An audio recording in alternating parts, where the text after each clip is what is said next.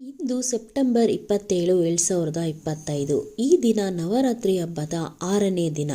ಇಂದು ದುರ್ಗಾದೇವಿಯ 6ನೇ ರೂಪವಾದ ಕಾತ್ಯಾಯಿನಿ ದೇವಿಯನ್ನು ಪೂಜಿಸಲಾಗುವುದು. ಈ ದಿನ ಕಾತ್ಯಾಯಿನಿ ದೇವಿಯನ್ನು ಪೂಜಿಸುವುದರಿಂದ ಸಂತೋಷ ಮತ್ತು ಸಮೃದ್ಧಿ ಸಿಗುತ್ತದೆ ಮತ್ತು ಅಪೇಕ್ಷಿತ ಫಲಿತಾಂಶಗಳು ದೊರೆಯುತ್ತವೆ ಎನ್ನುವ ನಂಬಿಕೆ ಇದೆ.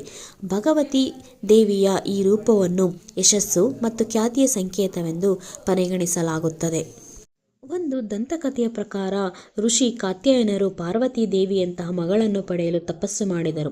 ಅವರ ಭಕ್ತಿಗೆ ಮೆಚ್ಚಿದ ದುರ್ಗಾದೇವಿ ಅವರಿಗೆ ವರ ನೀಡಿದಳು. ಆಕೆಯ ಮಗಳಿಗೆ ಕಾತ್ಯಾಯಿನಿ ಎಂದು ಹೆಸರಿಡಲಾಯಿತು. ಕಾತ್ಯಾಯಿನಿ ದೇವಿಯ ಸ್ತುತಿಯು ಹೀಗಿದೆ: ಯಾ ದೇವಿ ಸರ್ವಭೂತೇಷು ಯಾ ಕಾತ್ಯಾಯಿನಿ ರೂಪೇಣ ಸಂಸ್ಥಿತ ನಮಸ್ತಸ್ಯೈ ನಮಸ್ತಸ್ಯೈ ನಮಸ್ತಸ್ಯೈ ನಮೋ ನಮಃ. ನವರಾತ್ರಿ 6ನೇ ದಿನವಾದ ಇವತ್ತಿನ ಬಣ್ಣ ಬೂದು.